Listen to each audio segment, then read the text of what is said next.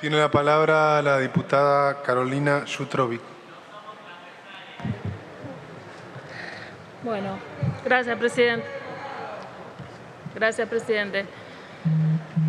Bueno, los hechos de discriminación por identidad de género sabemos que se han concretado históricamente. ¿Se puede acercar al micrófono, Sí. diputada? Gracias. Ahí. Decía que los hechos de discriminación por identidad de género se han concretado históricamente en todos los ámbitos sociales y bajo diversas modalidades. Desde las instituciones y desde el conjunto social se establecieron mecanismos de regulación, de control y de represión hacia las personas travestis, transexuales o transgéneros y los varones trans. Estas prácticas, sumadas a las condiciones de desigualdad y de pobreza, les imposibilitaron el acceso a derechos básicos como la identidad, la justicia, la salud, la educación, el trabajo y la vivienda. Así se explica que este colectivo tenga las menores expectativas de vida y que sean expulsadas a la situación de prostitución, haciéndolas más vulnerables al estar sometidos a violencias, a enfermedades y a conflictos con la ley. Justamente por eso mismo se trata de un proyecto de discriminación positiva, ¿no? Por eso hablo un poco lo que comentaba el diputado preopinante de por qué se tienen que hacer estas salvedades respecto a hacer excepciones con temas penales o judiciales para el colectivo trans. En el ejercicio de este disciplinamiento inhumano que sufre el colectivo, se discrimina, se los excluye, se limita, se sanciona, se cuestiona, se niega, se invisibiliza. Sabemos que se han hecho muchos estudios, que podemos nombrar a diferentes organismos que son los que dan la pauta de cómo el colectivo trans sufre la precariedad laboral. Es una de las características que más los afecta, la informalidad, como decía nuestra compañera miembro informante de la comisión, ascienden a cifras que superan el 90%. A consecuencia de eso, solo 1 de cada 10 personas trans tienen una jubilación. 8 de cada 10 declaran que su identidad les dificulta la búsqueda laboral y lamentablemente el trabajo sexual sigue siendo la salida laboral más frecuente por parte de estas personas. Argentina viene trabajando, viene avanzando a través de artículos de la Constitución, de tratados, de leyes, que van constituyendo hitos normativos en relación al reconocimiento de la diversidad, de la necesidad y la obligación del Estado de concretar acciones positivas que hagan efectivos los derechos enunciados. Sabemos que, como decían acá los diferentes diputados y diputadas que han contado sobre antecedentes que hay en los municipios, sobre ordenanzas. En mi provincia, por ejemplo, la ciudad de Río Grande, como decía mi compañera Mabel Caparrós, hay una ordenanza desde hace 2 años. Se ha hablado de lo que ha significado acá el hito de la legislatura provincial de Buenos Aires, de provincia de Buenos Aires, perdón, que en el 2015 sancionó una ley a iniciativa de esta lucha de muchos de los que están aquí presentes y de justamente Diana Zacayán, que pagó con su vida, ¿no? Que fue brutalmente asesinada en función de su militancia y que, bueno, aquí un poco estamos homenajeándola con el nombre de la ley. Yo quiero reconocer también que mi provincia ha sido pionera porque tuvimos una gobernadora, Fabiana Ríos, que fue justamente la que realizó el primer matrimonio igualitario aún sin tener ley, porque estaba comprometida con el reconocimiento de la diversidad. Y así otras normativas, digamos, a título provincial. Los municipios también, con la creación de secretarías de mujeres y géneros, desde hace por lo menos 2 periodos atrás, están trabajando muchísimo por esa inclusión y actualmente en el gobierno provincial, así como en el nacional, podemos ver funcionarios y funcionarias públicas, travestis, trans y transgéneros que están justamente incorporadas a la función pública y enriqueciendo esa mirada dentro de las políticas que se toman o de las decisiones políticas que se toman.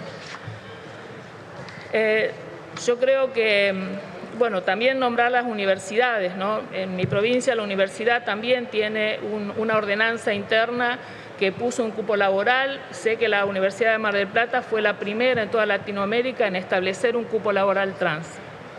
Sabemos que la situación de vulnerabilidad y de marginación de la comunidad que ha sido sometida ha quedado bien plasmada en el Plan Nacional contra la Discriminación, que en su diagnóstico refería a lo siguiente. Voy a leerlo. La discriminación y marginación se potencia cuando las personas con diversa orientación sexual o identidad y o expresión de género son, además, pobres, portadoras de enfermedad estigmatizada, miembros de grupos migrantes o pueblos indígenas y o adscriben a posiciones políticas críticas. Yo quiero comentar acá una pequeña anécdota personal de mi niñez en mi Salta natal. Actualmente soy ciudadana fueguina, orgullosamente fueguina, hace 36 años por adopción, pero sí recuerdo que cuando era chica mi mamá nos llevaba al carnaval, al corso, donde había desfiles, y uno de los desfiles más esperados era el de lo que se llamaban, esto no es un término despectivo, por favor no lo tomen así, el desfile de los maricones, se le decía hace 40 o 50 años en Salta. Ese desfile era de hombres transvestidos, en esos años no se hablaba de travesti, de trans, hombres que se vestían con las mejores galas, plumas, brillos, y desfilaban y mostraban y bailaban, maquillaje, peinados, eran unas diosas realmente.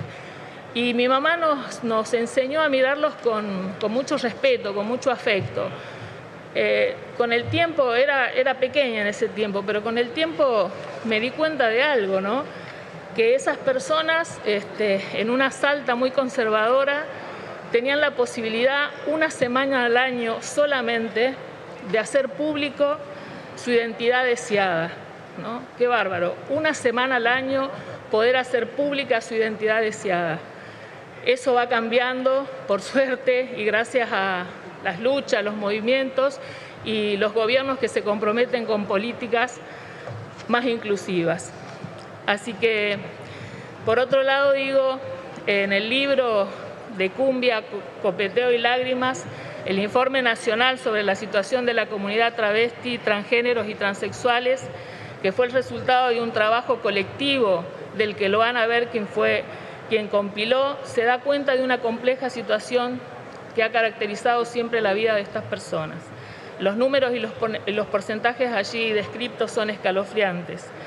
En el momento de la vida en que se hace pública la transición, está directamente relacionado con la posibilidad de no concluir los estudios, con la ruptura o el distanciamiento de los vínculos familiares o afectivos, del temor a no tener cómo solventarse económicamente las vidas, el temor al rechazo, de que la identidad travesti trans sea generador de situaciones de precarización laboral como estamos discutiendo aquí. Por todo eso tenemos la obligación como representantes del pueblo y de todo el pueblo de generar estas políticas públicas eficientes, progresivas, que permitan la recuperación sistemática de esos derechos vulnerados. Y a través de este plan que proponemos, a través de esta ley, fomentar la inclusión de un sector, y fomentar la inclusión al sector laboral público, en los tres poderes y por supuesto también al sector privado, estableciendo este cupo laboral. Y por supuesto que sea una política de reparación.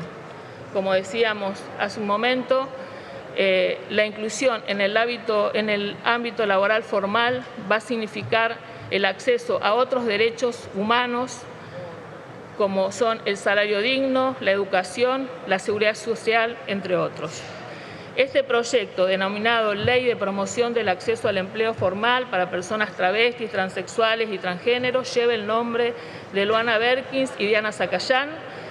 Ese es su legado, y en sus nombres y en su memoria, y en honor a todos, todas y todes los que siguen luchando cada día, vamos a acompañar con toda convicción este proyecto, porque se trata de un paso más en el camino de gran parte de los argentinos y argentinas de nuestro Gobierno nacional, que hemos decidido transitar y nos comprometemos con una sociedad más diversa, más humana y un poco más justa. Gracias, señor presidente.